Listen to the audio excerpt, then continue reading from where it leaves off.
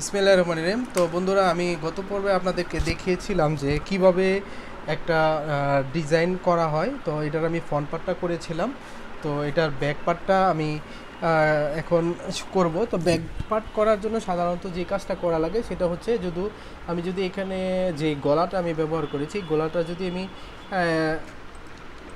একটা গ্রুপ বানিয়ে রাখলাম আগেই কন্ট্রোল জি দিয়ে, তো আমি যদি এটার বন্ধ করে দিই তাইলে এটা আমার ব্যাক পার্ট হয়ে যাবে।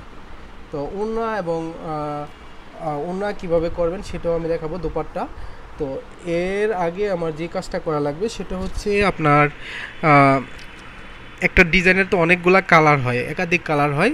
তো এই কালারগুলো কীভাবে আপনারা কালার ম্যাচিংগুলো করবেন, সেই ম্যাচিংগুলো আমি এখন আপনাদের দেখাবো। তো থ্রি পিসের ক্ষেত্রে এই মিষ্টি কালারটা ভালো চলে। এছাড়া যে গাজর একটা কালার আছে, তো গাজর কালারটাও ভালো চলে। তো সোয়াস একটা আমার রয়েছে, তো সোয়াসটা কোন জায়গার মধ্যে আমি আগে একটু খুঁজে নিই। আচ্ছা, যাই হোক, সোয়াসের আমার আপাতত প্রয়োজন নাই। আমি এখন কি করব, এখান থেকে একটা গাজর টাইপের একটা কালার নিব, যে কালারটা গাজরের মতো দেখতে।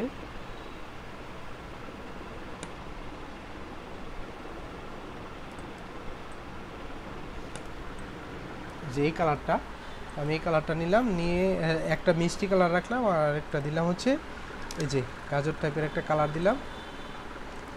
একটু হালকা ইয়েলো টাইপের হয়ে গেছে, কারণ হচ্ছে এখানে এটার মধ্যে অনেকগুলো আমরা কালার ইফেক্ট ব্যবহার করেছি, এই জন্য এটা এরকম দেখাচ্ছে। তো আমি এটার মধ্যে কালার কন্ট্রোল ইউ দিয়ে এটার কালারটা আমি অ্যাডজাস্ট করে দিব, যাতে ওইটার সাথে মিশে যায়।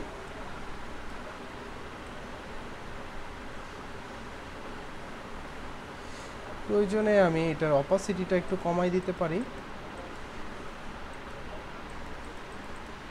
ওকে, তো এখন আমি যদি কন্ট্রোল শিফট এস দিয়ে আমি একটা নাম লিখে দিই, এটার কালার ধরেন বি বা গাজর কালার লিখে দিলাম, GAZOR, গাজর লিখে আমি জাস্ট সেভ এস কপি দিলে আমার একটা কালার হয়ে গেল। তো থ্রি পিসের মধ্যে এই টাইপের কালারগুলোই বেশি চলে। তো একটা দিলাম মিষ্টি কালার, আর একটা হচ্ছে গাজর কালার। তো এরপরে আমি যে কালারটা দিব, এটা একটা গোল্ডেন ইয়েলো কালার দিব। তো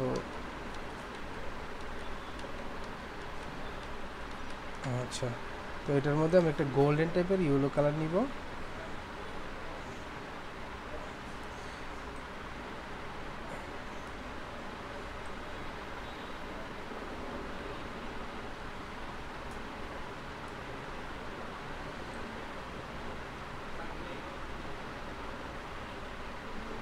কাঁচা হলুদও নেওয়া যায়। আচ্ছা, আমি এই হলুদ কালারটাই দিচ্ছি।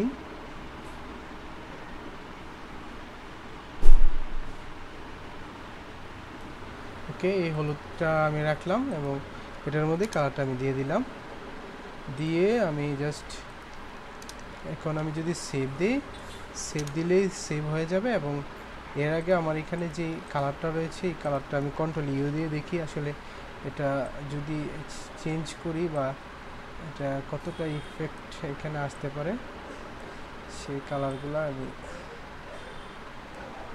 আমি এটা দিয়ে আমি জাস্ট সেভ দিয়ে দিলে এখানে আরেকটা একাধিক কালার হয়ে যাবে। তো এভাবেই বন্ধুরা সাধারণত কালারগুলো করা হয়। তো কালার নিয়ে আশা করি কোনো সমস্যা হবে না। পরবর্তীতে কিভাবে দুপাট্টাটা করা যায় সেই বিষয়টা আপনাদের আমি সামনে তুলে ধরবো, এবং ফাইলগুলো কীভাবে সেট আপ দেওয়া হয় সেই জিনিসগুলো আপনাদের আমি দেখাবো। তো ততক্ষণ পর্যন্ত ভালো থাকুন, সুস্থ থাকুন, আল্লাহ হাফেজ।